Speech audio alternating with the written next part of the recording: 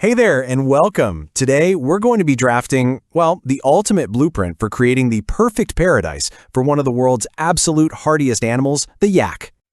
So, you're thinking about raising yaks, huh? It's a really fascinating idea for sure.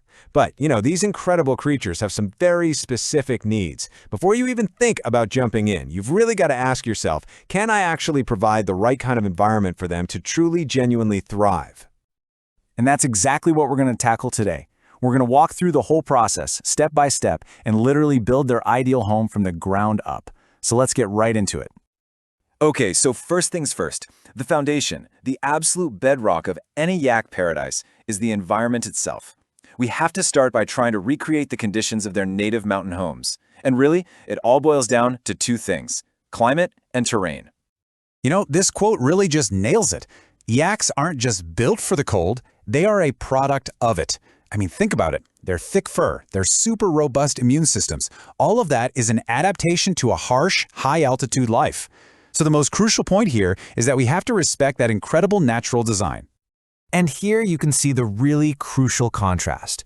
Ideally, sure, yaks are suited for high altitudes with cold winters and cool summers. But domesticated ones can adapt to lower, drier places. There is, however, one absolute non-negotiable. They just cannot handle high heat and humidity. Heat stress is a huge, and potentially fatal concern for them. And listen, it's not just about the air temperature. It's also about the ground right under their hooves. You've got to have well-drained soil. So why is that? Well, because muddy, boggy ground is basically a breeding ground for nasty hoof infections and even respiratory problems.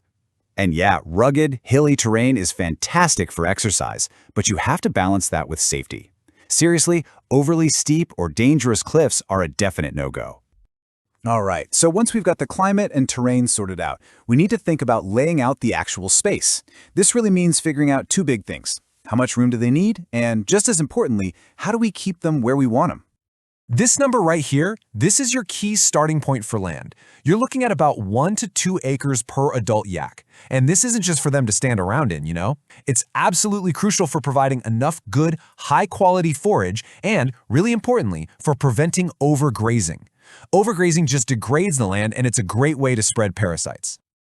So how do you manage all that space effectively?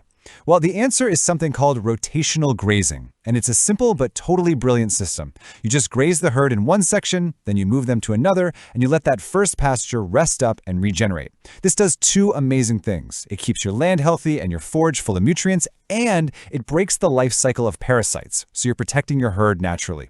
It's a win-win. Now, if you're going to be rotating pastures, you need one thing above all else: strong fences. Yaks are big, powerful animals. If you underestimate their strength, you're going to be spending your days chasing them all over the place. Trust me, proper fencing is absolutely 100% non-negotiable. And here is the magic number you need to remember for containment: 5 to 6 feet high. And that's a minimum. They can be surprisingly agile, They might try to jump or just straight up push through anything lower or less sturdy. So the mantra is build it high and build it strong. So let's look at the complete system. Your main pasture fence has got to be tough. Think wood, metal, or a really well-maintained electric fence. Any of those will work. But you're also going to need smaller, super secure pens for things like feeding or health checks. Oh, and if you're in a more remote area, don't forget about predators. An extra electric wire, or maybe even some guard animals might be necessary. All right, so we've got the land and the layout figured out. Now let's zoom in on the daily utilities that every single yak needs. We're talking proper shelter and a constant supply of fresh water. These are the essential creature comforts that are going to keep them healthy day in and day out. It's really easy to look at that thick coat and think, yaks don't need shelter. But they absolutely do.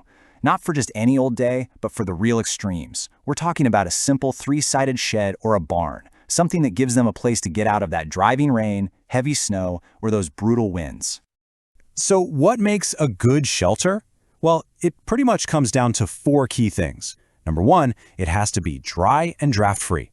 Number 2, it needs clean bedding, like straw for comfort and insulation. Third, the entire herd needs to be able to get in and out easily. And finally, and this is crucial, it has to be big enough for every single animal to lie down comfortably all at the same time. Okay, This next one might seem super obvious, but it is maybe the most critical point in this whole section. We're not just talking about some water, sometime. We're talking clean, fresh water available 24/7. Their hydration needs can be really significant, especially if they're eating a lot of dry hay. And let me tell you, maintaining that supply takes work. You have to make sure the source is clean, and that means cleaning out the troughs regularly to stop algae and bacteria from building up. And remember, in a cold climate, which is what's ideal for yaks anyway, frozen water is a real danger. Heated troughs aren't a luxury. They are an essential piece of equipment to make sure they can always get a drink, even in the dead of winter. Okay, we've built the physical habitat. We're on the home stretch. Now for the final part of our blueprint, the ongoing upkeep. Because, let's be honest, a perfect habitat is pretty useless if it isn't maintained, right? This is all about the protocols you need to have in place to ensure a healthy, safe, and happy herd. If you take just one thing away from this section, please let it be this. A clean habitat is a healthy habitat. Cleanliness is your #1 weapon for preventing disease. Seriously, a proactive approach to hygiene will save you so many headaches down the road, and it will keep your animals thriving. This little chart here breaks it down into a really simple threat and solution format. Look, parasites are an ongoing battle, so a regular deworming and fly control program is absolutely essential. To stop disease from spreading like wildfire through your herd, you have got to have isolation pens for any new or sick animals. And to keep harmful pathogens from building up, you have to stay on top of removing manure from shelters and feeding areas. It's simple stuff, but it's so vital. And there you have it. From the ground up, we've covered the 4 key pillars, right? The climate and terrain, the space and fencing, the shelter and water, and all the health protocols. This, right here, is the blueprint for a true yak paradise.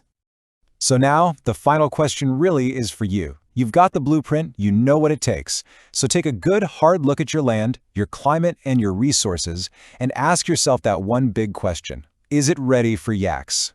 Thanks so much for joining me today. Want to raise healthy, profitable yaks without beginner mistakes?